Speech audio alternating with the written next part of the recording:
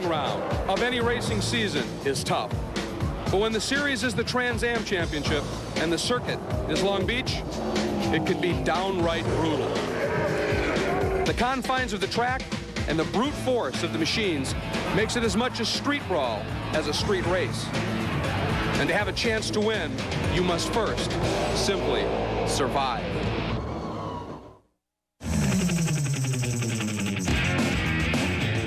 Here we go. Here we go. Oh, that's close. He locks it up. Oh, boy. He gets by him. Side by side and smacked each other. Look at this. Side by side. Wheel to wheel. He's having fun now. Welcome to round one of the 34th year of consecutive racing action for SCCA's Pro Racing Championship, the BF Goodrich Tires Trans Am Series. This is the Johnson Controls 100. Hi, everybody. I'm Greg Kramer, and joining me is 1983 Trans Am champion David Hobbs. And David, even though Paul Gentilozzi won 7 of 13 races, going on to what was an apparent dominant championship last year, I think some of his toughest competition is up the ante for 99. I think it'll be very different this year. Stu Hayner did 6 races last year, 3 times on the podium, including a win, 3 fastest laps. The White Lightning team is back with him for the whole year. He's going to be tough. Brian Simmer, this will be a 62nd Trans Am start. He's very experienced, very mature. He's taken on Doug Louth as his engineer, really helped that team a lot. He's going to be quick as well this year. And then last year's Rookie of the Year, Chris Neville, 27 years old. He's made a substantial upgrade in his team, going to the Joe Huffaker stable. He's going to be very quick, and he may well follow up that Rookie of the Year by being the champion in 1999. Wouldn't be surprised at all. Could very likely happen. They've been awfully quick in preseason testing. But getting back to the Long Beach circuit here, the best thing you can do is start from the pole position. And that driver's standing by right now with Calvin Fish. Cal? In a dramatic qualifying session here yesterday afternoon, the champ Paul Gentilozzi got knocked down to the second row of the grid by 2 of those contenders. Starting on the outside of the front row today will be Brian Simmo, and this man, Chris Neville, captured his very first pole position.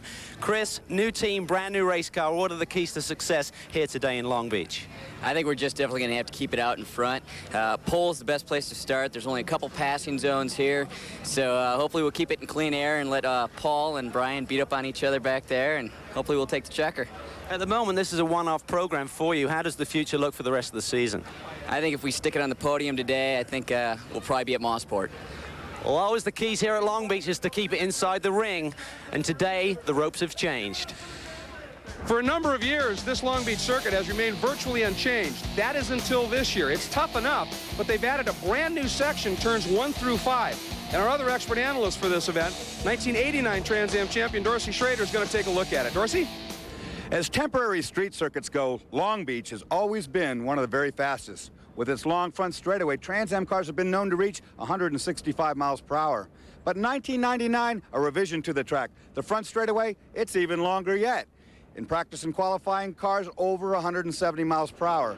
And as more than one driver found out, slowing a car that's 2,600 pounds from that speed for this new series of turns is a lot harder than it looks. Most notably, watch what happens to Mike Davis as he has a catastrophic brake failure and he's forced to crash his Mustang into the outside wall to scrub speed. Now, the good news is Mike's all right, and through a Herculean effort, his car's back together. Crew got it in the race. He's in today. Guys, I've never run a race here that I can remember. I didn't have to bash fenders with somebody to get by him in a corner. Hey, it's just the nature of this place. So you know what I'd do? I'd lace up those gloves because you are about to be in a street fight. Thanks, Dorsey. That section of track promises to be awfully interesting. And, of course, before every Long Beach Grand Prix, every driver has their own ideas, their own predictions of just what they have to do to win.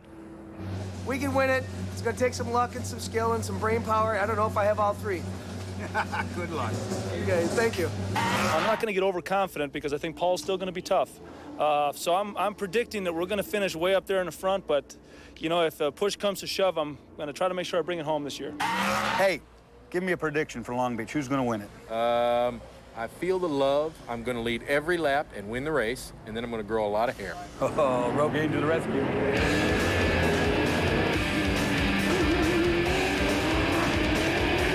One thing we have learned over the years, the only thing you can predict about Trans Am racing here on the streets of Long Beach is there is absolutely nothing that is predictable at all. However, the racing promises to be great, and right here is where Paul Gentilozzi hopes to start his defense. We'll be right back.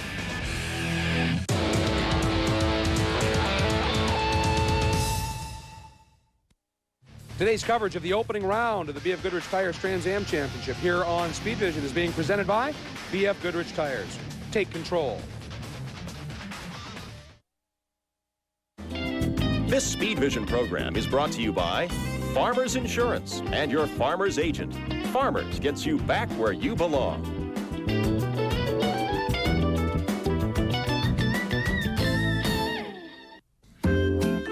Having your car stolen can be a real blow. You work hard for these things. That's why Farmers Insurance is all about getting things back to the way they once were. From the way policies are written to the way claims are handled, everything we do is about getting you back behind the wheel. It's what we think auto insurance should be about.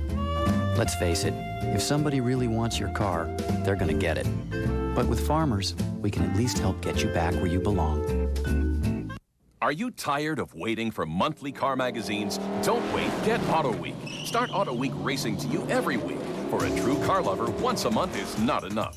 Don't wait for racing coverage. Auto Week covers it all. NASCAR, kart, Formula One, sports cars, the IRL, and brings it to you first. Behind the scenes as well as on the track, just days after the race. Don't wait for the fastest road tests. Auto Week drives every new car, truck, SUV, and van, and tells you about them first, as only a weekly can. For a true car lover, once a month is not enough. Don't wait for auto shows, trends and insights, personalities, and special features. Call 1-800-445-3800 for 52 weeks of Auto Week at our absolute lowest price, just $19.95. Save over $100 off the cover price. You've thought about it. Stop waiting. Call 1-800-445-3800 now for Auto Week. Don't wait for monthly car magazines. Get Auto Week every week. Once a month is not enough.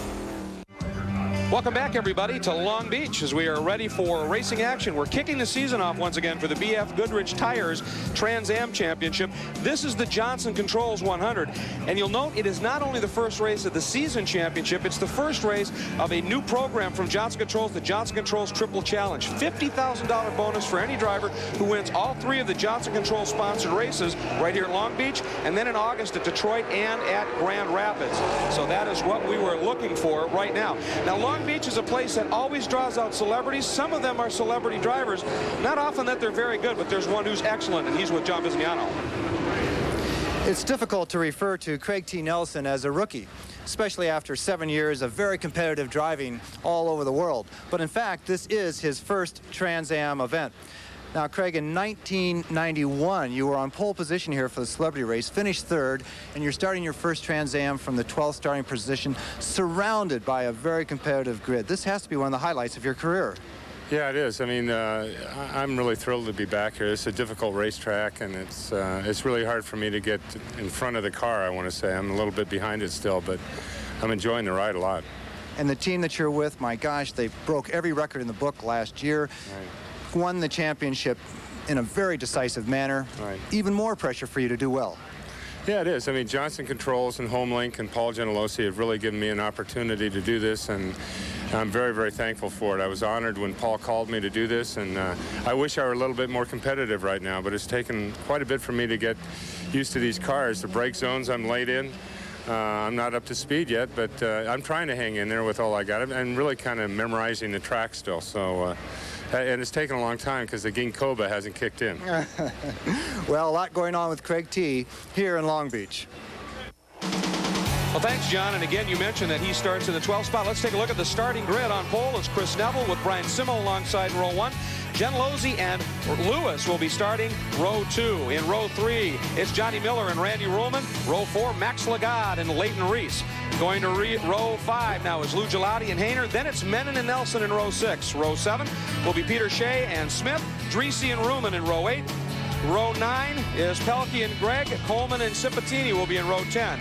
Row 11 is Cease and Davis. 12 is Briodi and Skiba. In row 13 will be Barkaloo and Bertine. And all alone in row 14 is Gaudens. That's Henry Gaudens. We are coming up, looking for it. We are green. And the 1999 B.F. Goodrich Tires Trans Am season is underway. The Johnson Controls 100. And they are heading down, Dorsey, into that complex. And this is the first time we watch them. They move to the left. Neville pushes over. Oh, he's loose. He's going to spin.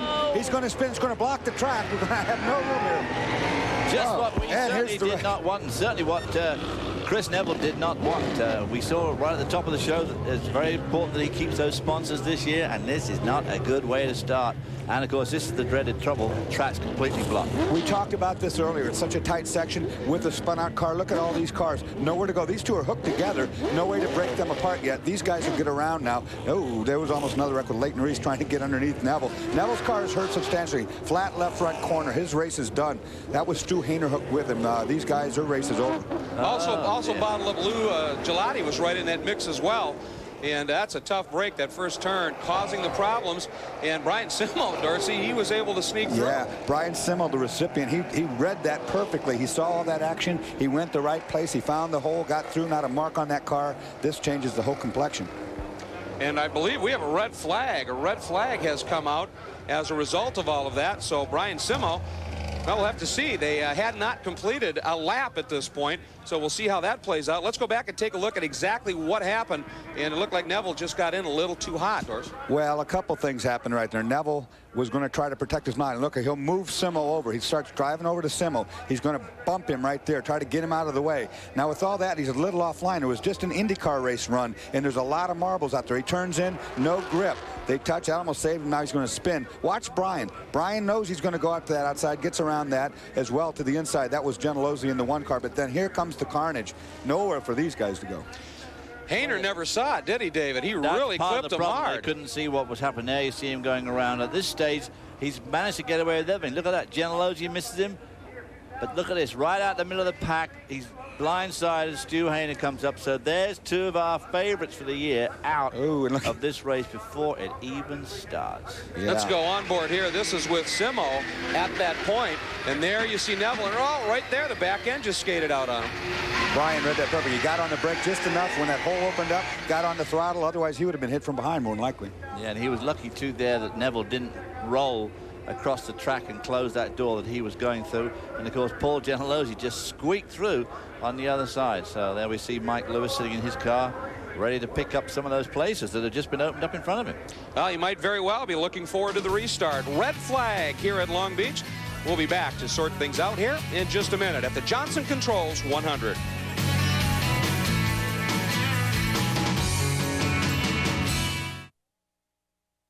Now is the time to train for the career you've always wanted. Just ask Motorcycle Mechanics Institute graduate Al Ludington, now lead mechanic for Honda's championship-winning Smokin' Joe's Superbike team. MMI gave me the knowledge and training to take me to the top of my profession. It's a great place to start, and I recommend it to anybody looking to kick off a career in motorcycle mechanics or the personal watercraft industry.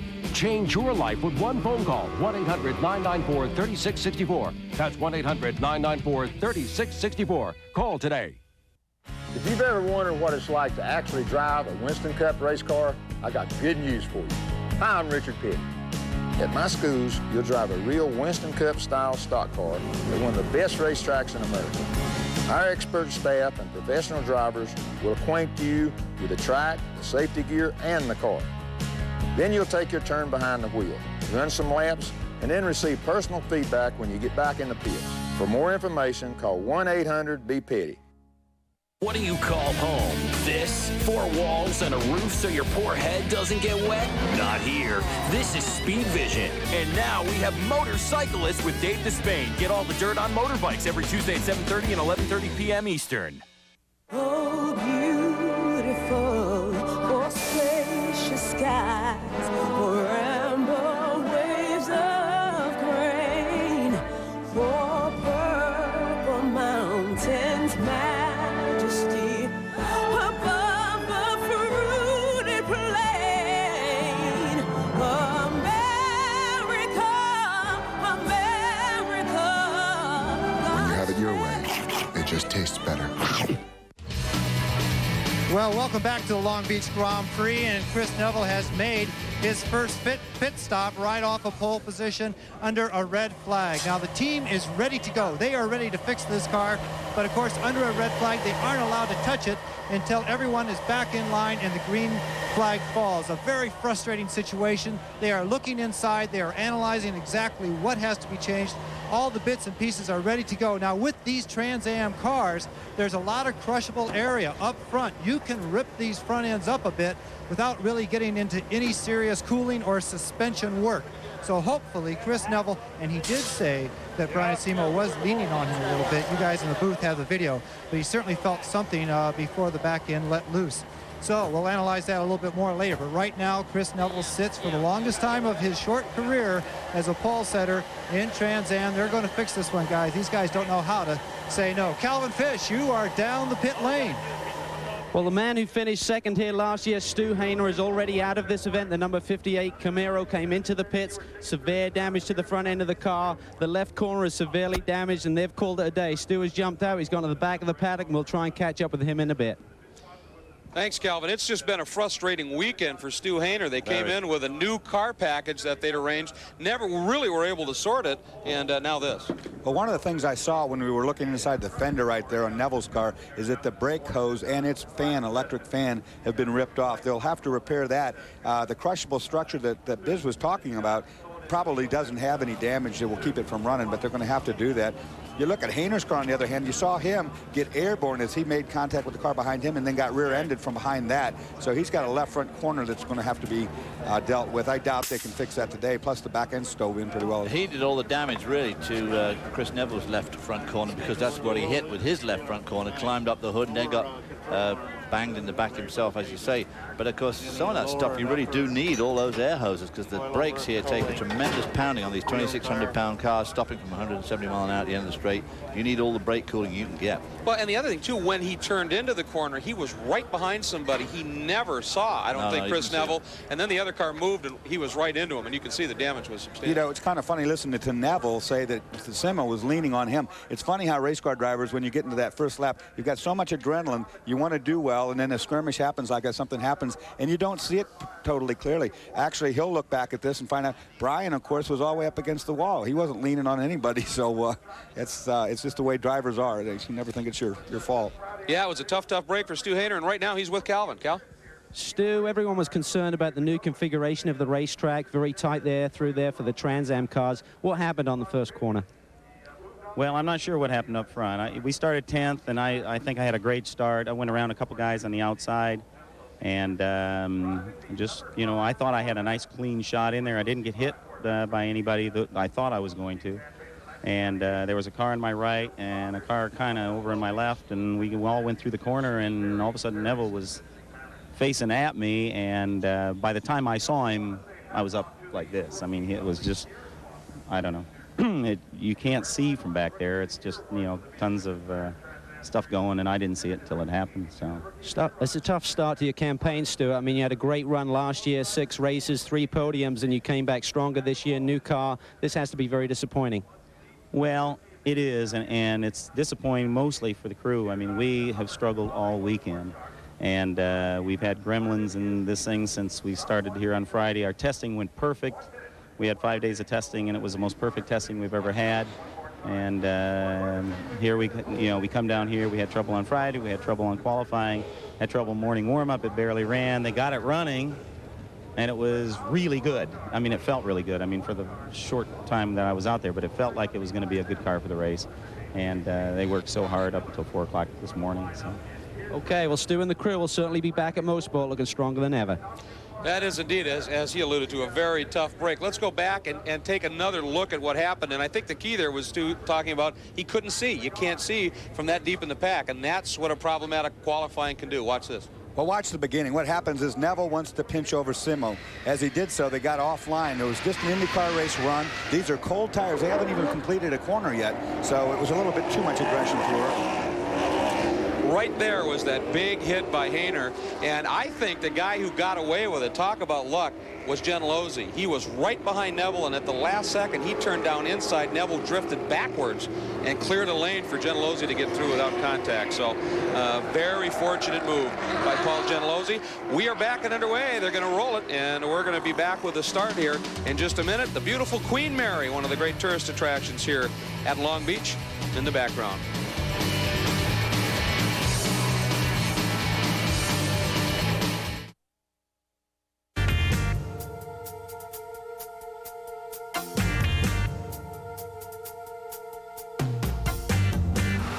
Everyone at Motor Trend magazine is driven. Driven to give you the best. Driven to find everything new and exciting. Driven to showcase the best new trends. And driven to save.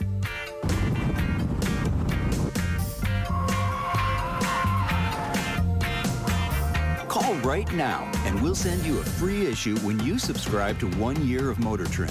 That's a savings of 71% off the cover price. We're driven to bring you the most exciting news about the most exciting articles written today. Call right now to reserve your free issue. Motor Trend, driven to give you the best and driven to save. Call right now to reserve your free issue. Some networks will put a camera on the car, inside the car, next to the car, but the Speed Vision GT and Touring Car Championships are taking it to the next level. We're putting cameras everywhere. Tires, carbs, gear shift, gas tank, helmet, trunk, everything. Then we're dropping in some of the greatest road racers in the world, like Derek Bell. We'll wire them up so they can tell you how the race is going. The Speed Vision GT and Touring Car Championships, right from the driver's seat, coming to Speed Vision June 7th at 9 p.m. This time, you ride shotgun. Your wiper squeaks. Your windshield streaks. Driving in wet weather is like driving blindfolded. You need Rain-X glass treatment in the new Trigger bottle. Improve your visibility dramatically in the most severe weather, even without windshield wipers. Incredible! Just a few sprays, and Rain-X creates a transparent coating that repels rain, sleet, and snow on contact. Just look at the difference. Watch again. This muddy mess spreads out and sticks to a normal untreated windshield. But the side treated with Rain-X is super slick. Dirt and grime don't stick. You're left with crystal clear vision. Get Rain-X glass treatment in the new Trigger bottle, enough to treat your car for 1 full year. And now there's new Rain-X Anti-Fog. Just a few drops are all it takes to eliminate fogging and steaming instantly. Amazing!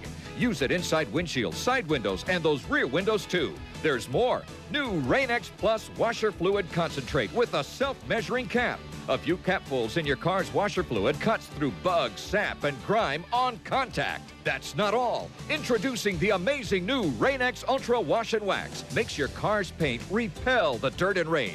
Nothing sticks but the shine. The complete Rain-X Glass Care System. Just $19.95 only on this exclusive TV offer. But wait, call right now and get the Rain-X Limited Edition Drivin' in the Rain CD absolutely free. Some of the greatest songs ever. Singing in the rain. Raindrops keep falling. I can see clearly now. Stormy weather. It's yours free if you call right now. All this for only $19.95 on this exclusive TV offer. Rain-X lets you see clearly, so call now. Call 1-800-836-0055 today and order the complete Rain-X kit for only $19.95. As a free gift, you'll also receive the limited edition Drive It in the Rain CD. Call 1-800-836-0055 today. Welcome back to Long Beach. We're just about ready to go back to green for the Johnson Controls 100 opening round of the B.F. Goodrich Tires Trans Am Championship for the season. And it is going to be, apparently, we're getting word, perhaps a single file restart. And that is indeed the case. A lot of antsy drivers watching for it. We're green. We are back to green. And it wasn't completely single file. There were some people getting ready to go. We're going to watch this approach into that turn 1 area again very, very closely. In the single file approach, David, obviously that's going to make things probably a lot less hectic through A lot less hectic, but of course, these cars, you know, the tires are still pretty cold. The track has got a lot of rubber down from that race I had earlier on today, and the track was breaking up. So these guys have got to be very careful as they get some decent heat into these tires. The other thing is they haven't seen the racetrack since early this morning. Of course, now it's late in the afternoon, so all day long, as the racetrack has been run on by different classes, this is their first time out. I would like to take, you know, a lap or two and get my bearings before I can go crazy like this. Yeah, and of course, the light's completely different to what they're used to and everything. You know, it looks completely different the way it did this morning. And as you mentioned earlier, we've heard reports, and we've seen it actually in turn 1 and 5 is really bad. The track's coming up a little bit, so it's going to be a very different handling situation than we've experienced. That's Gelati, and a lot of smoke coming from that left front corner. Maybe he nudged somebody in that incident, and he's got some body rub. Well, he's got something. It's coming right out of the left front wheel well there when he was going down the straightaway. So we don't know if that's an oil leak yet, or if you're right, Greg. Maybe I don't see any marks on the car though. No, I don't. Good-looking car too. That one of Gelati. Well, of course, he started last year in a Mustang, and ended up making the change after Gentilozzi's success in the Corvette, going to the Corvette bodywork, and has elected to stay with it this year, even though Gentilozzi's gone to the Mustang. But up front, the Mustang of Brian Simmel is just checking out. Gentilozzi's got pressure from Lewis right there in third. Then it's Johnny Miller, now driving the Automation Direct instead of PLC Direct, which he campaigned last year. That's one of the Chevrolet Camaros, and right behind him is Randy Ruman. We are riding now with Randy Lewis in the Amerisweets Mustang, big sponsor he picked up for the year. Some great onboard. That was Mike Lewis, of course, I'm sorry. Some great onboard that we're going to be seeing from a number of the cars right up in the mix, right at the front. When I look at Brian Simmel's car, it looks identical to last year. Well, it's not. Doug Lau took that. They've done 24 chassis changes of that. Of course, behind him is Paul Gentilozzi, who ran the Corvette. That's a brand new Mustang that he built. So these guys are having their first time in these cars. Johnny Miller, he wants by Lewis, and he wants by going into turn 6. Took a look down to the inside. Really didn't have the run going at him. Well, they're both hanging on very well to Gentilozzi there, and I guess that Miller thinks that if he could get around Lewis, he could maybe have a crack at catching right up to Gentilozzi, because if you get too far behind here, it's so difficult to overtake. Look at this, moving out of the slipstream while we're staying in the draft just a little bit longer to give himself a bit more aero assist down to the corner here, Dorsey. Well, one thing, they haven't had a lot of on-track time. Look at these guys going side by side in the brake zone. I don't think it passed me. They haven't had a lot of time on the racetrack this weekend. And one thing you have to do here at Long Beach is you have to run underneath somebody down that front straightaway to make sure that you're not too tight where you get understeer. That might be, in fact, why he pulled out like that, to get some air on the nose if the car's pushing real bad through that straightaway corner. That straightaway here is a bit of a misnomer. It's got a big curve. Completely blind, of course, for these drivers. Now, these two are duking it out. Gentilozzi likes that, looking in his mirror, seeing Mike Lewis and Johnny Miller racing together like that. Obviously, Lewis driving defensively, so losing a bit of time. Miller desperately trying to get around him, losing time. Meanwhile, Gentilozzi, of course, is trying to keep up with Brian Simmer. Brian Simmer at the moment. Looks to me like Johnny Miller is getting off of the tight corners, in particular the hairpin, incredibly well. And boy, that's got to be playing a very strong role, especially later in the race when the track's going to grease up, tires start to go off. Well, with this longer front straightaway, and we already saw these cars in excess of 170 miles per hour, drafting plays a big part. If the car's too tight in the middle of that corner and you have to lift, then it doesn't do you any good to be up underneath the gun. Back on board with John Miller again. Great look as he is chasing Mike Lewis through that curve you were talking about, David. Now they move over to the right side of the track and head into turn 1. And this is the brand new area. There's a brand new aquarium, that park that's been built here. And the cars go between the parking garage, which is on their right, the aquarium itself on the left. There's a fountain complex they just wrapped around. Now they've got these two right-hand corners, and at the exit of that second right-hand corner, that left, and that's turn 5 where there's a lot of track breakup. That's where they rejoin the old course. And that turn 5 is it was pretty diabolical. We're on board with Ruman, and he's going through that right now. I was about to mention Bob Ruman. This is not his primary car. He wrecked that in practice yesterday. This is his backup car, and because of that, this car is not quite as competitive. For one thing, it doesn't have the big front brakes, so he's a little bit hindered at the end of the brake zone. And we've seen, as you pointed out in the open, some problems that brake zone's creating with cars that ostensibly have a solid brake system. The order now is Simmel, Gentilozzi, Lewis, Miller, Ruman is 5th, Max Lagat is 6th, Reese is 7th, Gelati, G.J. Menon, one of the upcoming rookies, running in the 9th spot, and in 10th, it's coach Craig T. Nelson having a very strong run. Early on in the Johnson Controls 100 here in Long Beach. Once again, Brian Simmel leads it. Good battle for 3rd.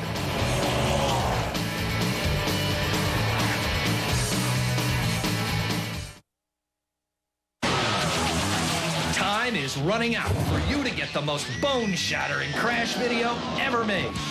The Crash Experience, the ultimate extreme in crash action. Yours for a limited time only through this exclusive TV offer. But wait, order now, you'll also receive absolutely free Crush This, the most awesome collection of monster truck destruction ever. That's right, both videos for the price of one, just $19.88. And there's more. Yeah. Call within the next 30 minutes. We'll include a 3rd video, Bad Boats, absolutely free. It's drag boat devastation like you've never seen. There it is. 3 action-packed videos for the price of one. A $60 value. Yours for the next 30 minutes, just $19.88. Time is running out. To order, call 1-800-701-8282. That's 1-800-701-8282. Or send $19.88 plus $5.95 shipping and handling to the address on your screen. The number again, 1-800-701-8282.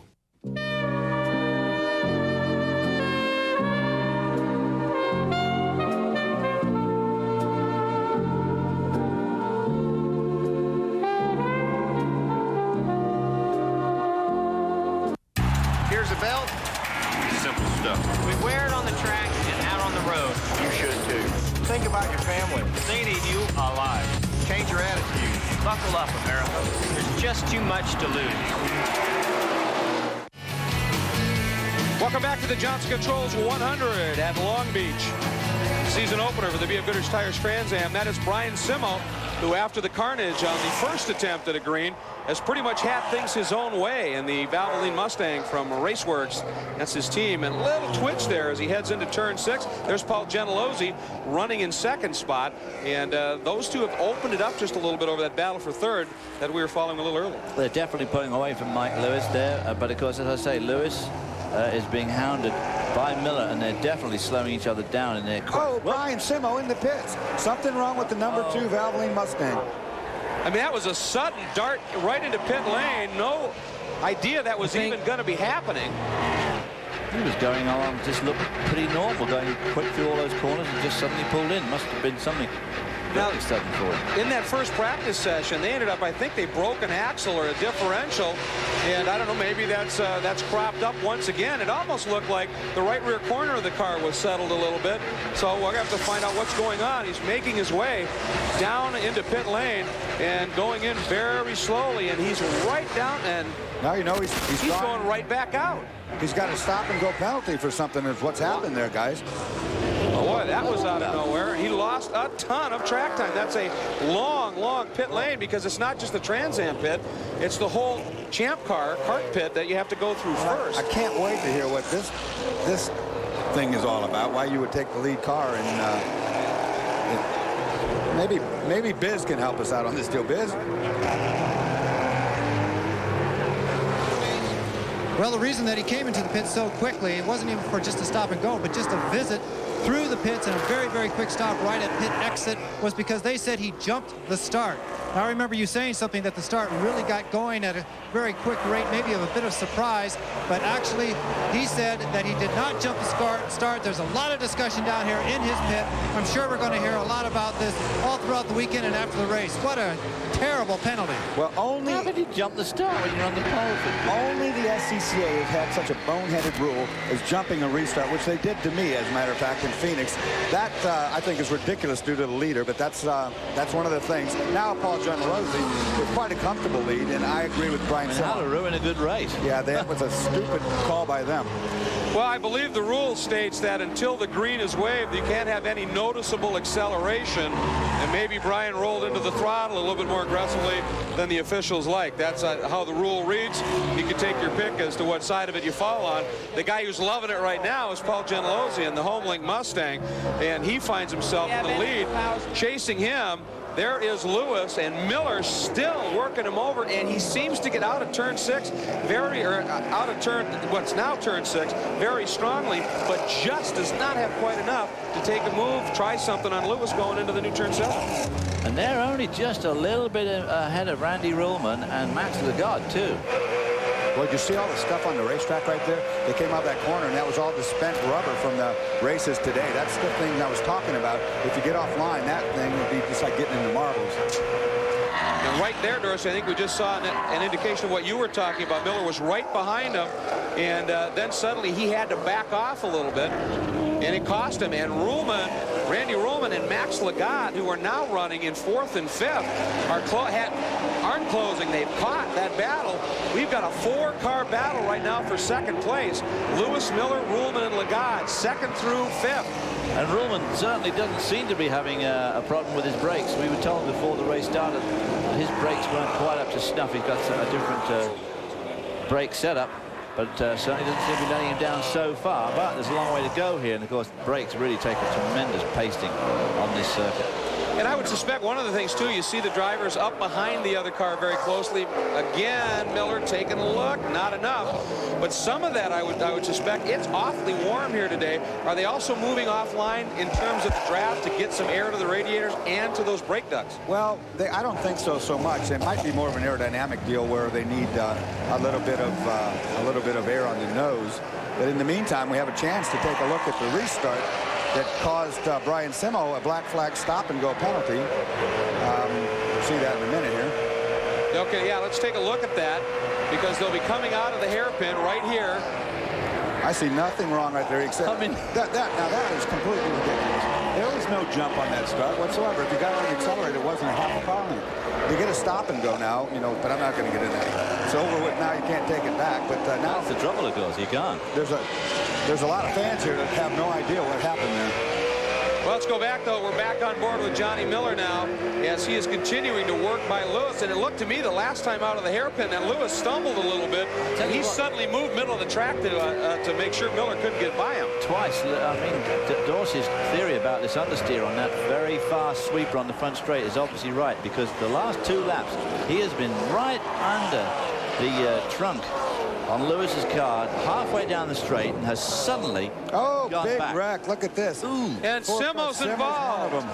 Well, that's what happens when you send a fast car to the back, and he's got to feel, So there's the wreck that we knew would come, and that's in turn 1 again, I think, or the 2-3 complex. No, I think it's right. Yeah, that's in that 2-3 where they wrap around the fountain over there in the aquarium area. That's going to. That's number 11. I think Davis is one of the cars involved. There's the easy up machine. As well, that's Brad Smith, number 43. Ruman's caught up. And there's Simo again, who's obviously hurt the front suspension and has gone straight on again for the second time. I see all the water there. See the water? He's busted the radiator, and so his day is going to be over. We see a replay coming up to this, and I already know what's going to happen before I see it. Let's watch it. Here we go into that section of track. That's Lou Gelati, and second is Brian Simo coming up through there. Look in the back. No. Oh, no. Look at that. I should have called that one wrong. That was, I think Smith got in there too hot, hit the tires, and bounced right back into Simo's path. David, you said that before, that if anybody hit there, that there would be nowhere to go, and that's what happened. There's another. And, of course, that just reinforces what you said about putting a good guy to the back. Now you've eliminated one of your good guys because he got caught up in some other accident which he would never have got involved in. Let's take a look at the in car from Brian Simo's perspective as he's chasing in there. This is the lead into turn 1 here. There's Smith right in front of him. Now it gets real tight right in here, and there's going to be somebody bounce right off. Nothing.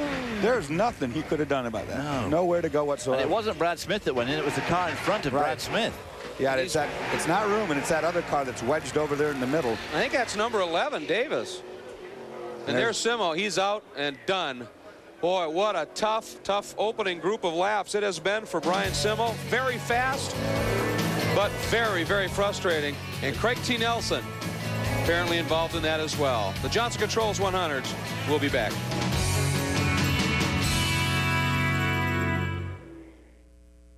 How did I get to be a big shot in sports journalism? Well, it's like anything else in life. It's not who you are, it's who you're related to. I'm Mike Tyson's cousin. No, seriously, why would I make this stuff up? Mike was adopted by his trainer, Cus D'Amato, and Cus's niece, Geraldine, is my Aunt Jerry by marriage, so I'm his cousin. Thanks, Cousin Mike, I appreciate it. Reference to Mike Tyson is not an implied endorsement. Your mileage may vary, and references to living characters, intentional or otherwise, is dead. Member FDIC. We have entered the era of the global internet, and to successfully compete, your business requires a website. The World Wide Web Institute, an international hands-on website design school, can now offer your company professionally produced websites for free through our internet student programs. That's right, free. We can do this because our advanced web students gain valuable experience designing your website. It can be up to 6 pages, and we register your web address free. Call now. Space is limited to student availability this semester. It worked for us. The designer gave us exactly what we wanted, plus they host our website. Dealing with the Institute was an absolute pleasure. We use state-of-the-art graphics. It's exciting and it looks great in my portfolio. It's a win-win situation. Your business actually receives a free website. Our students have created thousands of sites nationally. It's time to take advantage of this offer for a free website. Call now, space is limited. This time you're going to see everything from the inside. When I pass, you'll pass. When I brake, you'll brake. And when I crash, well, let's cross that bridge when we come to it. The Speed Vision GT and Touring Car Championships broadcast right from the driver's seat with some of the world's greatest road racers like Derek Bell. They'll talk you through every apex and past every checkered flag. June 7th at 9 p.m. only on Speed Vision. When he swears, you'll swear. Welcome back to Long Beach, where the term brawls has seemed awfully fitting so far. There's Craig T. Nelson. It was Craig T. that first got into the tires over there, not Mike Davis. Our apologies to Mike Davis for my making that mistake. It was Coach, and he got into it. And there's the scene right there. It's that they're wrapping around the fountain. Coach got in and apparently bounced back, caught the number 43 entry, the easy up entry of Brad Smith, and that is what caught Brian Simo, and all three of them are done. And we are under a full chorus caution as they are clearing up right now. Let's go now and take another look at what happened here, and watch as the back of the frame now. There's a white car, there's a black car right behind it, and right here, David, that's Coach, and he just got into it. Boy, yes, he got an understeer situation there, went into that tire wall, bounced back, put poor old Brad Smith right to the nose of Brian Simo. Brian Simo not having one of his better days. Here you see it again, boom, into the tires, crunch. Those are big hits, too. Every one of those a big hit. Every one of those is a $4,000 or $5,000 hit. There's coolant, there's oil down apparently. I mean, it was a hard enough hit. There's problems, and that is as far as Brian Simo was able to get. He got parked over in turn 5 for a minute, backed up, was able to continue, but then apparently that just gave up the ghost entirely, and he is done. And you can see he is sitting next to the double yellows. We're at full course yellow. And for Craig T. Nelson, well, this one, this first of the 3 races he's planning to contest this year, not starting the way he would have liked by any stretch of the imagination. So under full course yellow, we'll get the field reined in, get the incident scene cleaned up, hopefully get Brian Simo's car moved, and we'll be back for more green flag racing.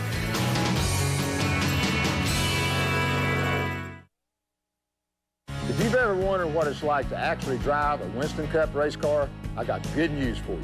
Hi, I'm Richard Pitt. At my schools, you'll drive a real Winston Cup style stock car at one of the best racetracks in America. Our expert staff and professional drivers will acquaint you with the track, the safety gear, and the car. Then you'll take your turn behind the wheel, run some laps, and then receive personal feedback when you get back in the pits. For more information, call 1-800-BE-PETTY. I'm Andy Pettit, and I was born with a gift. When I was a kid, I found out I was pretty good at throwing a baseball. But as satisfying as that's been, the greatest gift of my life has been my personal relationship with God. It's gotten me and my family through life's ups and downs, including some pretty rough times. It's given us comfort and filled our lives with joy. If you're ready to know God on a personal level, this remarkable free book can help. It's called Power for Living, and it provides clear and meaningful answers to life's toughest problems. No matter who you are, Power for Living's message is a gift that can change your life. To get your free copy of Power for Living, just call this toll-free number. There's no risk, no obligation, and no one will call. Let Power for Living turn your life around. I remember the day we were robbed. It was the first time I'd seen Dad cry. Right after, my folks got the best home security they could find, and now we've been burglary-free for 9.5 years. Rebecca's family is just one of a million families who feel safer thanks to ADT. Call now and let ADT help burglar-proof your home. Like the Williams family of Westfield. For 18 years, their home has been linked to an ADT monitoring center 24 hours a day, 7 days a week. Security professionals who can call for help. Best of all, systems start at just $99 installed. And when you call, you'll receive this special offer. Every day, ADT guarantees 1,000 more American families feel safer in their homes. Call America's #1 choice for security now and start feeling safer for as little as $99. Call now. Don't wait until it's too late. ADT. security for life.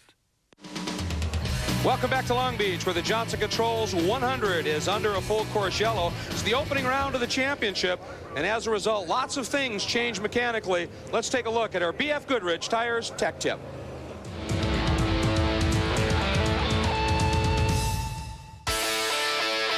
It's a new season of Trans Am competition, and it appears to be one of variety. A number of new chassis being carried around in some of the monster haulers of the circuit. And contained in those chassis, a variety of engines.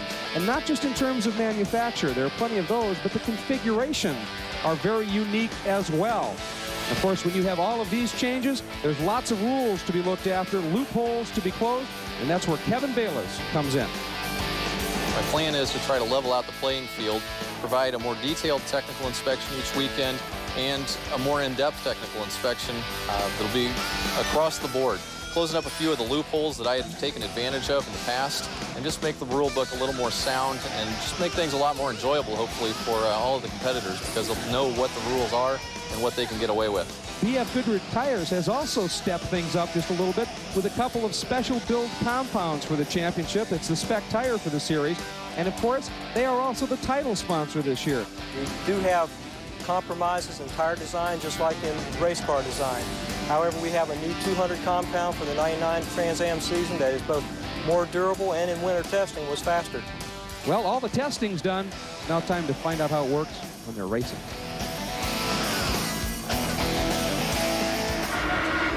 Well, we have 12 laps into this Johnson Controls 100. Let's take a look at a full field rundown, and you can see Gentilozzi has had a couple of gifts, and as a result has the lead. Lewis, Miller, Ruhlman, and Lagat, that great battle before the yellow for the second spot. Reese is in 6th. Schippettini having a good run in 11th. Rest of the field there in your lower left corner. You can take a look at that on board with the look back at Mike Lewis, and a good opportunity to see him with that left hand up there. Just I would imagine, Dorsey and David, it's like an opportunity. It's hot today to trying to get some air in. Yeah, right. And sometimes these pace laps like this, when it's hot, they're a bit of a double-edged sword, because the air, you don't get the air rushing into the car. It gets even hotter in there. Well, of course, Brian Simo is probably hot for a number of reasons, and he's with Calvin. Brian, what happened out there on the course? Well, you know, the first start was a bit of a fiasco for our pole setter. Yeah, we were bumping a little bit. You know, he's kind of trying to nudge me out of the way. I just hold my line, and he took himself out. And we had a clean shot, and we, at that point, probably should have continued the race, honestly, in my opinion. And, you know, on the restart, they readjusted us. I was the only guy in the front row, so thought we had a clean sail in there. But for some reason, the officiating here's a little odd. I don't quite understand why I was black flagged and put back in the middle of the pack. And unfortunately, the talent pool back there isn't real deep, and some guys got into some tires, nowhere for me to go. Tore up the race car. The understanding is when you come back from a caution, you have to maintain somewhat the same speed as you get the green flag. Did you out-accelerate the field at that point? Well, you know, it's a funny thing. If you saw the IndyCar race, it was the exact same thing there. I mean, you know, I'm the only guy in the front row, and I don't quite understand the officiating. It doesn't make any sense. There's nothing in the rule book that says I should have been black flagged. There's a clean start, and you know, I waited my time and shifted into second gear, and when they gave me the green flag, I went. So I don't quite understand what happened. Well, I think Brian's now going to talk to the officials. He's obviously very frustrated right now, guys. I would imagine, of course. I can't imagine why. I can. When you're out of the race, and it looked like you had a very good shot, at least a podium, if not a win. And let's take a look at why he might be frustrated. It has been tough from the get-go. There's that restart. And I tell you what, I've never seen any cleaner restart than that in any form of racing. I mean, that obviously something really needs explaining. I have a Ruhlman up. That was his stop and go, and now he comes in. There's the first hit. There's Smith getting into it, and there's Simo getting into the three of them hard. And that parked him a few turns later, and he's out. And, yeah, luckily, all those guys are okay. That's the good news. And very disappointed to see Craig T. Nelson, the coach there, walking away, because he was looking forward to this. I spoke to him this afternoon. He was very excited about driving. He still felt that the car was a bit in front of him, as he said earlier on to John Bisignano. But this is a very difficult racetrack to jump into a Trans Am car at. And I just hope it hasn't put him off the experience, and I hope we see him again this year a lot of times, because he really is. He's a good guy to have around, and he's a good fan of racing, and he's good for racing, and he enjoys it. Well, and again, you talk about how tough this track is, and we've seen how brakes play such a key role here, and there's one driver out there, John, that apparently is struggling with that. Well, actually, they feel at the moment that things could be okay. The problem is that they haven't had that many actual race laps. So their brake problem, which you were talking about earlier, all week long has been plaguing them both in testing away from Long Beach and back here at the practice and qualifying session, but it hasn't shown up yet here in the race. So with all these yellow flags, right now, Randy Ruhlman in 4th place is having no brake problems whatsoever. He says the brakes feel the best they have in 4 days of testing and 2 days here in Long Beach. But the real test will be if we can ever get about 10 laps of green here in Long Beach. That will indeed be the test, and I would suspect it's also that he, just as a driver, is managing to adapt a little bit to how that feels. Now, there is Lou Gelati, and we saw the smoke pouring off of that left front corner, and there was still a little bit of smoke there. They've taken the center of the hood off.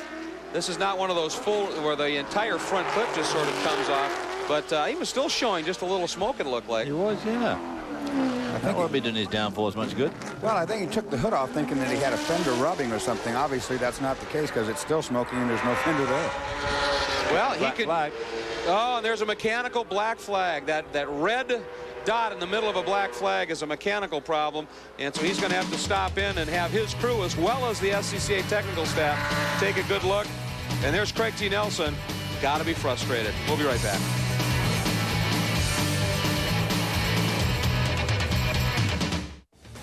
Coverage of the opening round of the B.F. Goodrich Tires Trans Am Championship here from Long Beach on Speed Vision is being brought to you by Geico Direct, the sensible alternative.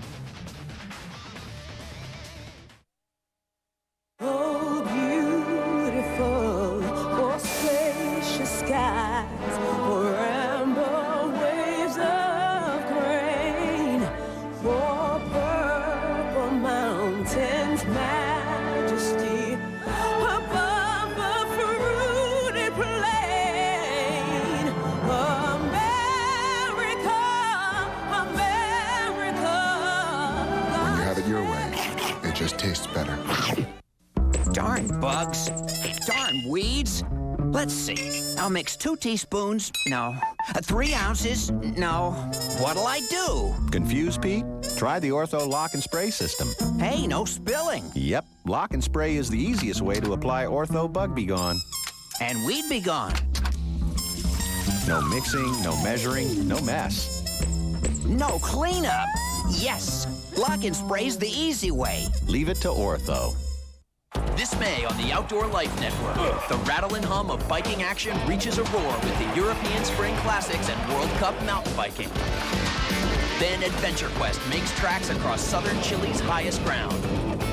Plus, the great outdoorsman explores a new season of wild experiences and find out what's making environmental waves at a notorious California surf spot. All May on OLN. Call your local cable operator at 1-800-OUTDOOR.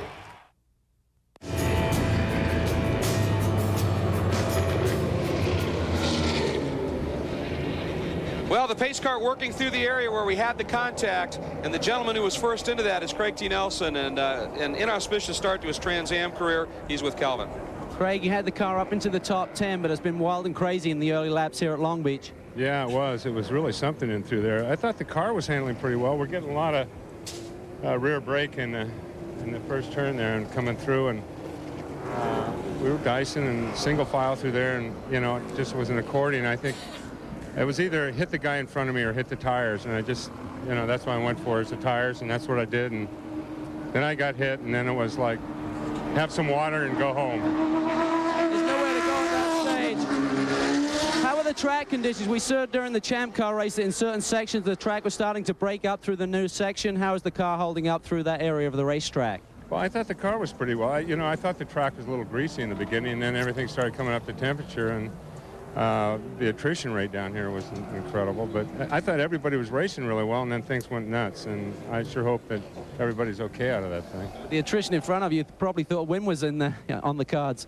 Well, I thought maybe if we just hold our own, and then things started going a little south, but not too bad. The car was running. I thought just breathe deep and have fun, and then next thing I know, I'm sideways and someone's hitting me, and it's sad. I wish I could have finished for Johnson Controls and Paul, but that's racing, man. It's disappointing.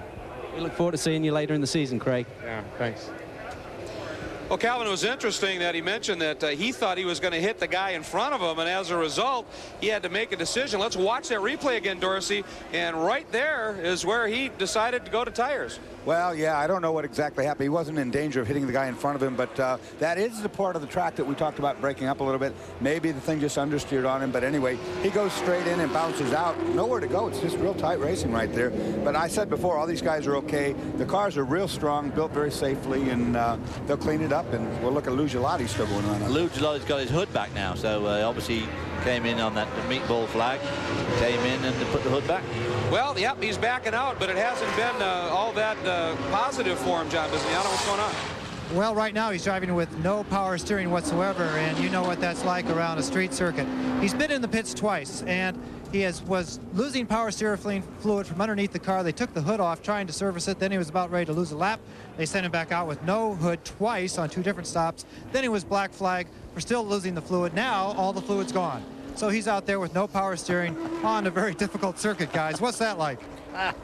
Now all the fluid is gone, they're letting him out. Well, it's not much fun to drive with that power steering, but what you can do, you can't fix the leak, so you can clip the belt so the pump doesn't work anymore, and then you just got a real big arm at the end of the thing. It's good work. Got huge arms at the end of this race. Some serious, if he can stand up, that is. Serious arm pump at this point. Let's take a look at the remainder of the Trans Am Championship this year, the B.F. Goodrich Tires Trans Am Series. We're at Long Beach. It's about a month break. Then we'll be at Moseport, the great undulating circuit in Canada. Lime Rock, one of the beautiful tracks out in Connecticut.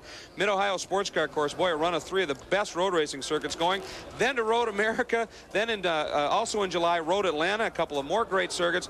Then one of the great street circuits, Trois-Rivières in Quebec, Canada. Then on to the Tenco Detroit race, which, remember, will be the second stop of the Johnson Controls Triple Challenge. Then Grand Rapids, which is the final of those Triple Challenge events. And if one driver wins here and then those two, $50,000 additional dollars. Then the first visit to Vancouver, one of the great cities in North America.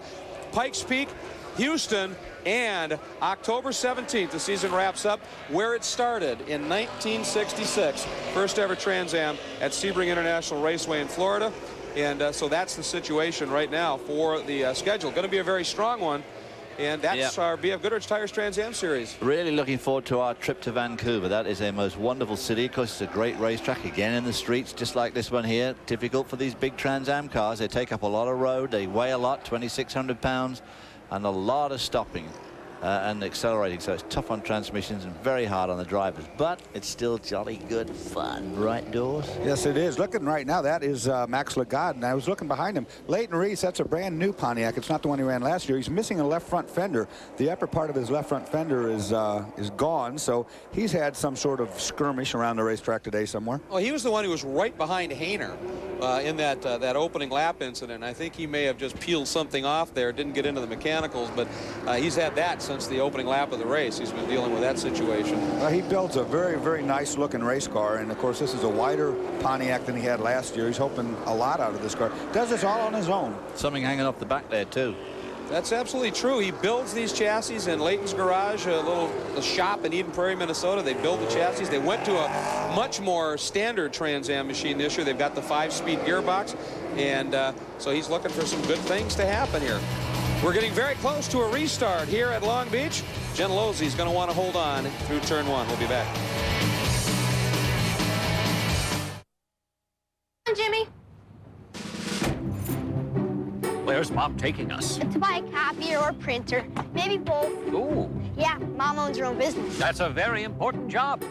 Yeah, and she's really fussy about getting a good deal. This could take forever. This'll help.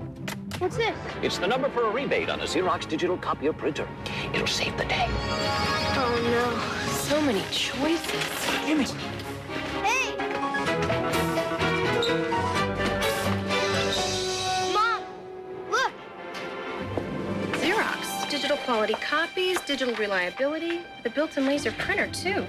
$4.49 for Xerox. Wow. Psst. The rebate. Oh, yeah. Some guy in a dress said call this number for a rebate. Rebate? That means it's only $3.99.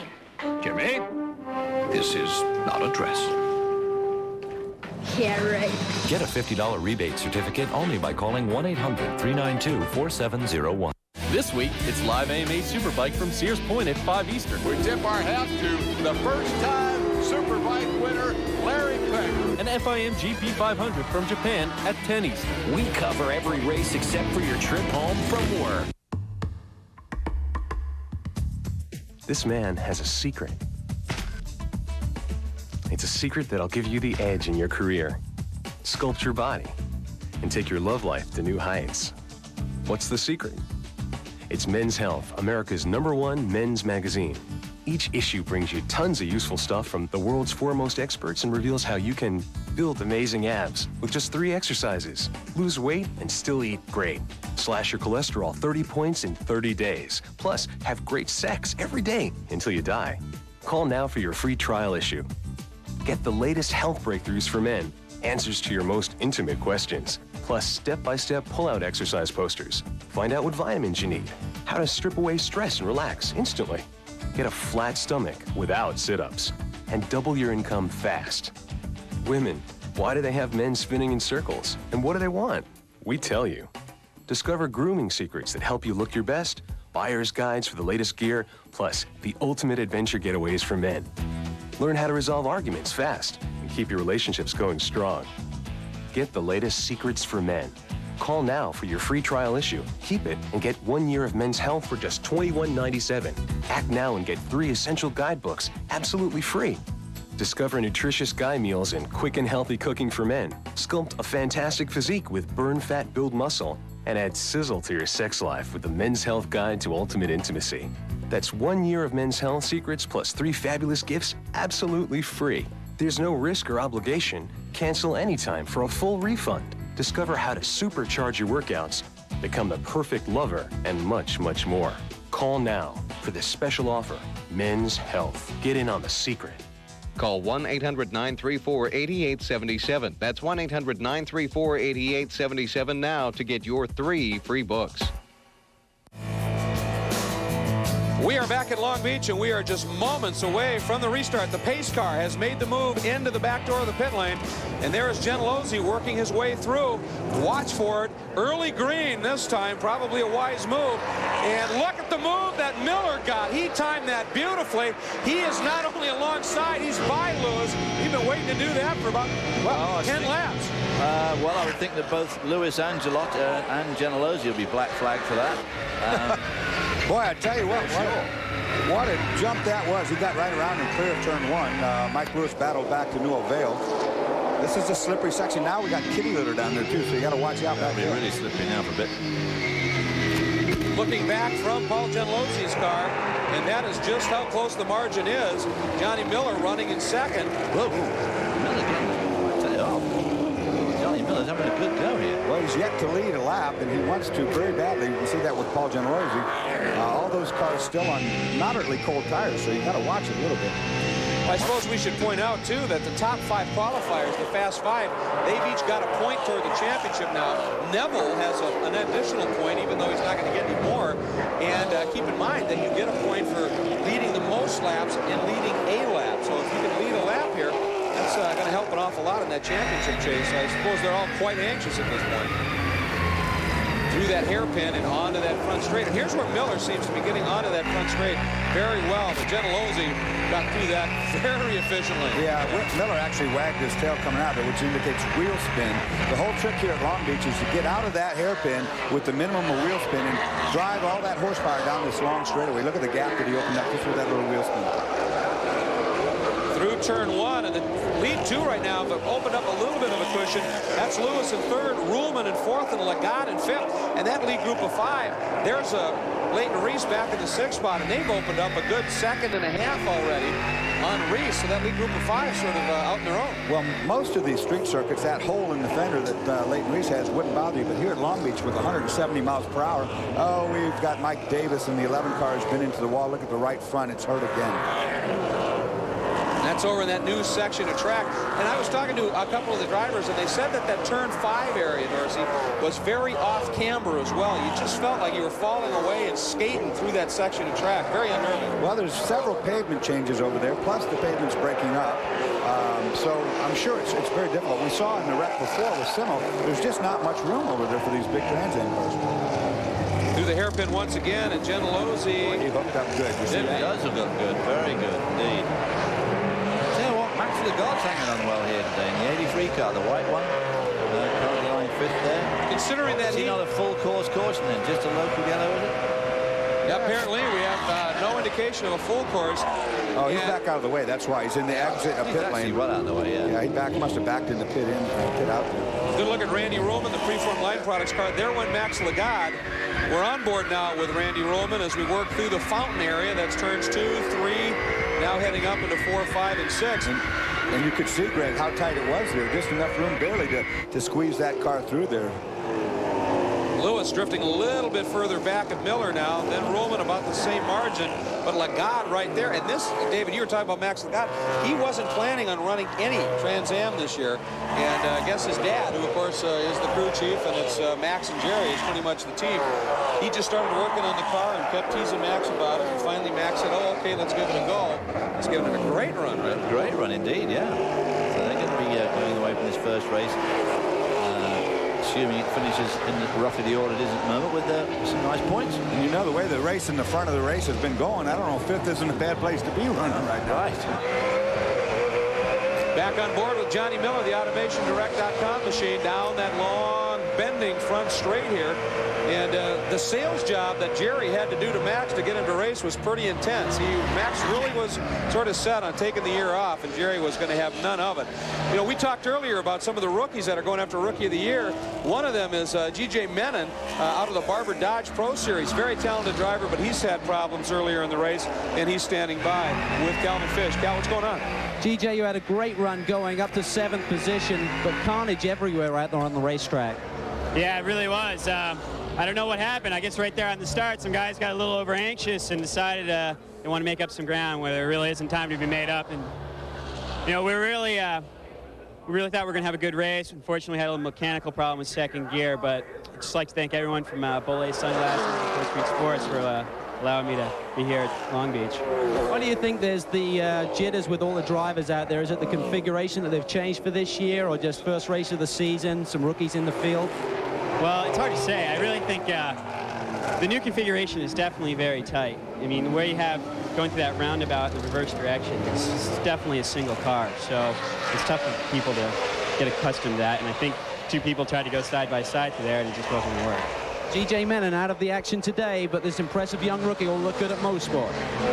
Well, he's one of the drivers that everybody's talking about as having a very strong shot at Rookie of the Year, and I would suspect that is very accurate. Watching him in the Barber Dodge Pro Series, he was very quick, Rich. You see the glare going into turn 1. Look at the glare on the surface there. It's late in the day, and that starts to become a big factor with these guys. It's real tight through there, and you're really threading a needle, and if you can't see the wall or exactly where it is, it's a real problem. And of course, these screens get so messed up. Whoa, whoa, whoa, whoa. There goes Gelati moving over. Yeah, just getting out of the way of the leaders. Boy, oh boy, I can't imagine what it's like to drive that car around here with no ballast. Wouldn't be fun. That was a nice move by Lou, though, to get out of the way of that battle. He knew that wide section of track was coming up. And he could just move out the way and not. Well, look at Johnny Miller. He's just not that far behind Paul Gentilozzi as they come into the brake zone for 6 here. He's giving him a pretty good run here.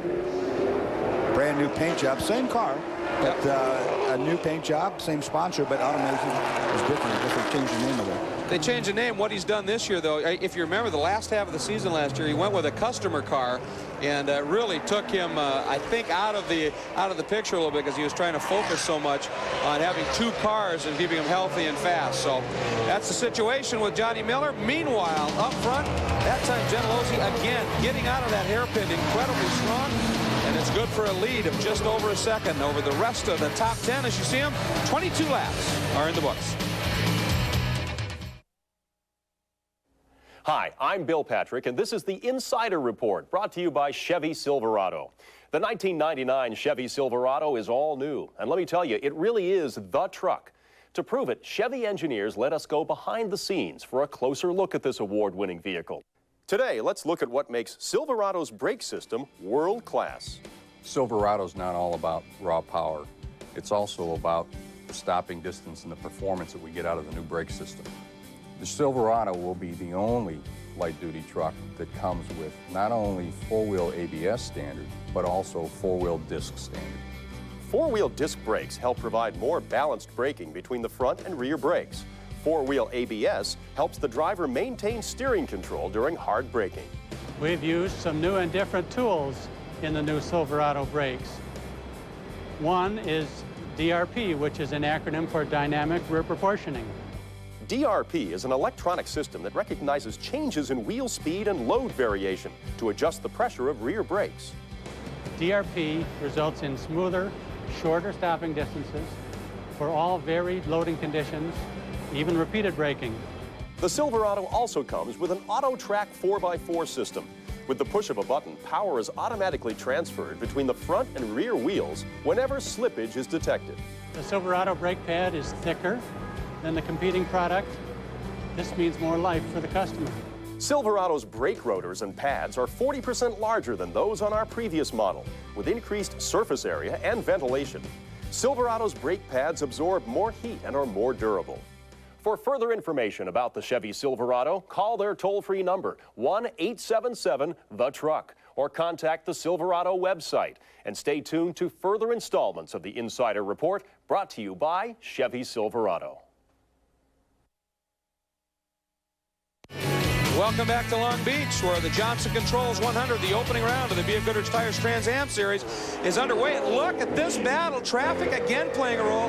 Gentilozzi having to go into protect mode as a very racy John Miller IV in the Automation Direct car is all over him. More traffic in front.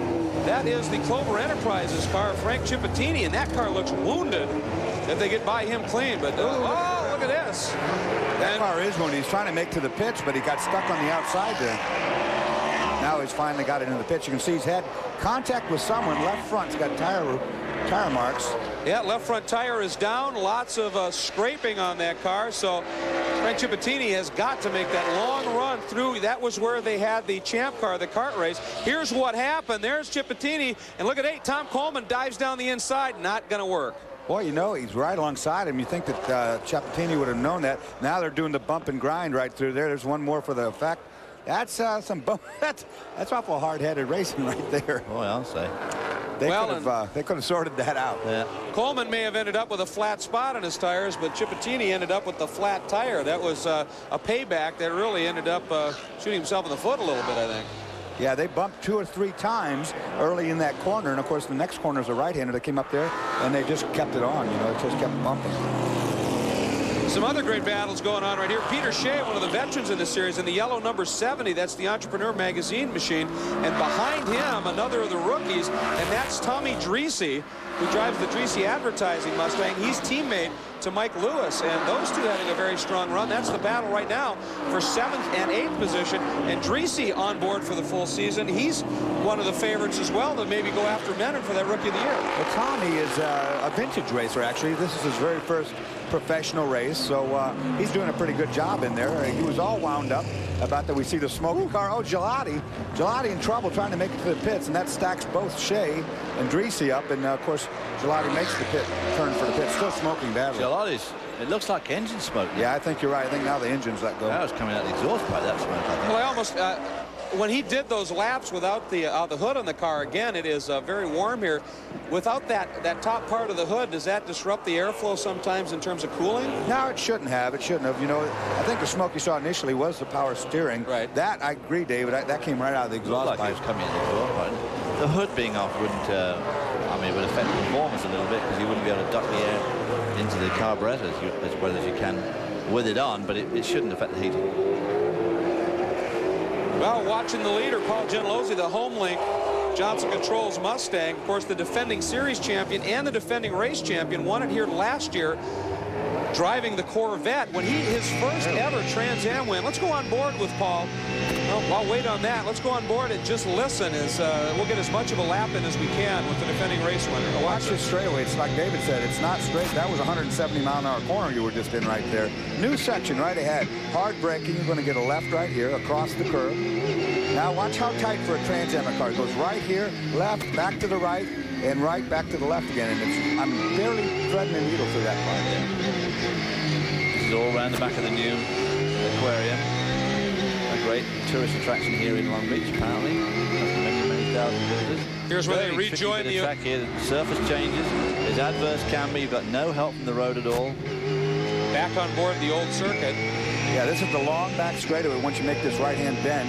And watch when he gets in the brake zone up here ahead. It's very uneven, a lot of pavement change. Well, you see a lot of wrecks there. You see all the skid marks on the road from people locking brakes. Very easy to do right in that area right there. Here's where he turns into what used to be turn 6, now turn 9. And this double apex corner here leads you into the hairpin. And he's going to make that wrap around the hairpin, and that's going to complete a lap here at Long Beach. And he's had a pretty good day today, John Bizignano. Well, he's had the day he said he was exactly going to have. Talking to him on the grid right before the start here, he was saying, I am going to let everyone in front of me go out and destroy themselves, and no one behind me can really challenge. And he knew that before the start. He was the fastest man in warm-up this morning, but he did not want to get in a fight with the people up front. He said, I'm going to let them just destroy themselves, and then I am going to stay easily ahead of the people behind. Well, he's easily the most experienced racer in the series right now. And Dorsey, based on what you had talked to him about with those predictions, if things hold like this when that helmet comes off, you ought to have a full head of hair. We'll have to see if that works. But that is a smart move. He said it right. Yeah, everything he predicted came true. They're fulfilled right here. Gentilozzi, Miller, Lewis, Ruhlman, and Lagarde, top 5. Well, I wonder if, you know, Paul Gentilozzi won the championship last year. He's been racing a long time in Trans Am, and he has truly come up with perhaps that veteran maturity. He's really thinking. We had somebody limping along that he just went by, but nonetheless, Paul Gentilozzi has shown some very savvy racecraft as at the last few races of last year, certainly, and this year as well. But he continues to lead, and remember, if he wins it here, he'll become the first driver in Trans Am history to win 3 times at the same venue in 3 different chassis. He'd like to add that.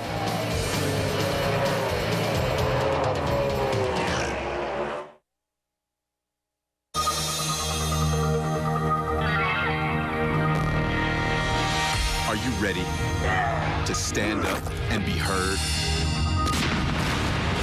To move in a new direction? To cover some new terrain? Are you ready to get the money you need for your future? To see the world from a different angle? To take the next step and make the call? Now you can get an enlistment bonus of up to $12,000 or up to $50,000 for college. You may even qualify for up to $65,000 in college loan repayments.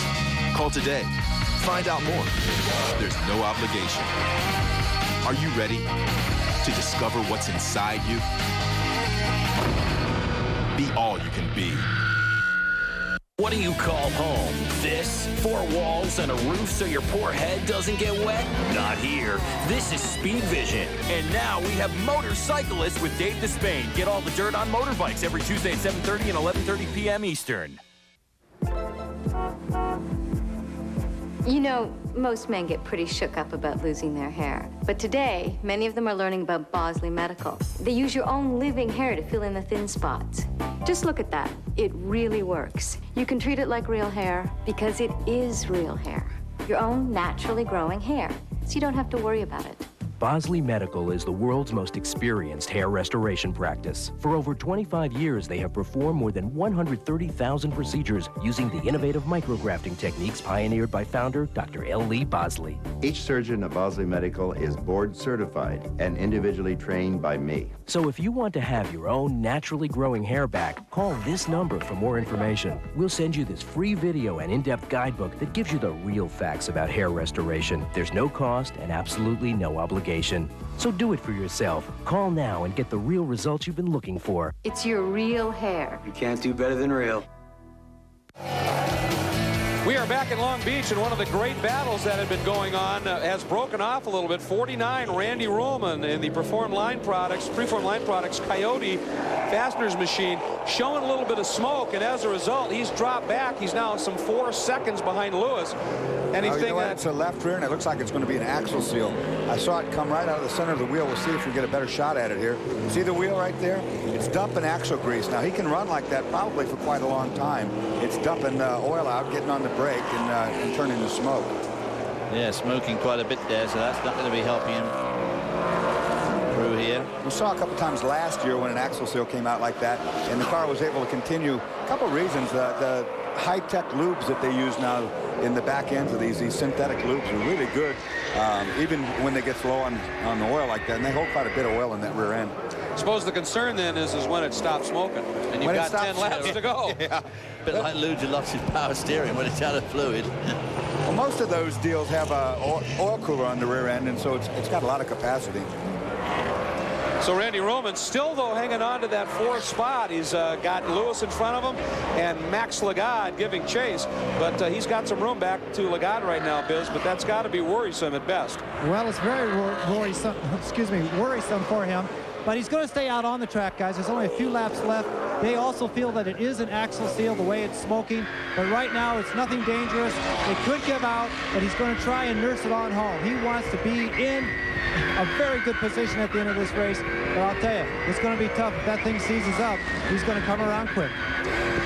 Well, you know, in the late 80s, he did a lot of Trans Am racing. He took some of the 90s, about 3 years off, tried to concentrate on some ASA stock car racing, but the pull of the road racing, I guess, was a little too much. He came back, ran a Dodge in his first year back from the Archer brothers, and then started this program with the Mustang. That battle between Shea and Dreese continuing to be very strong, still for 7th spot. They're about, 8 seconds or so behind Leighton Reese. But this is some great racing, and even though it may not be for a podium right now, nonetheless, they're having fun, and it's a great show. Oh, yeah. You know, the good news and the bad news about Ruhlman's situation is that it only smokes when he turns to the right, because it's a left rear axle seal. And the bad news is all the corners here go to the right. Except turn 1. Yeah. So. Well, Dreese right there taking a little bit of a look at Peter Shea, trying to maybe pick that spot up. And again, these are a couple of the guys, or Dreese, as I should say, that is looking for Rookie of the Year. So he wants to have a good performance here. And we just got word. Remember, this is actually under a time limit here. It's a 1-hour race if we can't get in the full distance. And we get a report that next time the leader comes by start-finish, we could very well be seeing the white flag and be on our last lap of the season opener, the Johnson Controls 100. So at this point, obviously, that means that Dreese and anybody who's in a battle, if they're getting word from their crew chief of the situation, they've got to pick it up. They've got to make that pass and do it decisively here because they're out of time. Oh, we'll know it soon because that's your leader, Paul Gentilozzi. He's working his way around here. When he gets to the start-finish line, they will stick out the white. There's 1 to go. He's got a huge lead. Paul not prone to make mistakes when he's not under pressure. He's not under any pressure right now. He's got Bruce Barklew in front of him, and he just has to be very careful about that. However, look at behind there as the white flag does come out. Gentilozzi on his last lap, but Johnny Miller is only about 1.5 seconds clear of Lewis right now. And boy, that was interesting. He went outside, and then he realized Barklew was going to give him the whole inside and ducked over. But this is the battle, perhaps, to watch. It is down to, well, it's now down to 1 second. So Miller doing everything he can to hold on, and Lewis, I would suspect, going to throw everything at him. 1.5 miles to go, and he definitely is closing in for 2nd place. So we get over to that last huge great braking zone over in turn 9. This could be very interesting. Through that turn 4, now here's that turn 5. Johnny Miller certainly capitalized on that last restart and timed it either perfectly or not, depending on how you judge it, and got around him at the start. And of course has managed to keep in front of Mike Lewis. I expect Mike Lewis will have some comments to make about the restart later on, but look at this. Three cars really well covered here. Paul Gentilozzi not certainly running away like he was last year, and a couple of really good contenders out. Brian Simo. Paul was, of course, Chris Neville. Looked like Paul was already waving to the crowd here, but yeah, he's dangerous. 1 more corner, and he will become the first driver to win 3 times at the same track in 3 different chassis, and he's done it. And what a great way to kick off a defense of a season championship. And when you looked at how qualifying turned out, that didn't look like that was necessarily going to be an easy one. But that morning warm-up time, a second clear of everybody, gave him a pretty good idea, and he is celebrating. Miller does hang on for 2nd over Lewis. Very good run by Johnny Miller, no question about it. And also Mike Lewis. Very good run. Very close at the end there. Both of them got a little bit more money this year. They've got some more crew, some more competent crew to help them as well. So Mike Lewis is definitely having a run for the championship this year, as is Johnny Miller. Some more bodywork lying on the road back there. Yeah, we had was an interesting race, certainly. We had 2 leaders in it, by the way, and Gentilozzi has led 28 laps, so he'll get that bonus point for leading most laps as well. We had 1 caution, 1 red flag. We'll be back.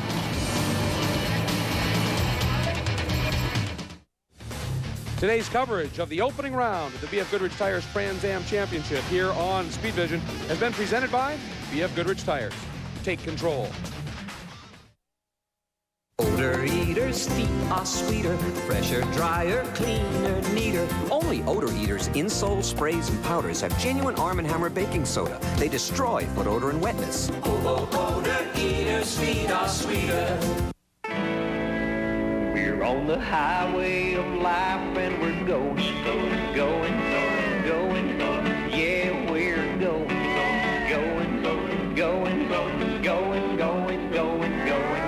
That new Love's diaper, now with triple layer protection to help stop leaks, sponsors this traffic report.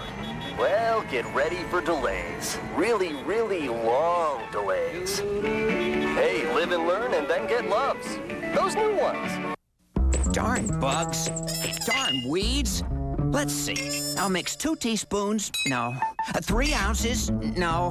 What'll I do? Confused, Pete? Try the Ortho Lock and Spray system.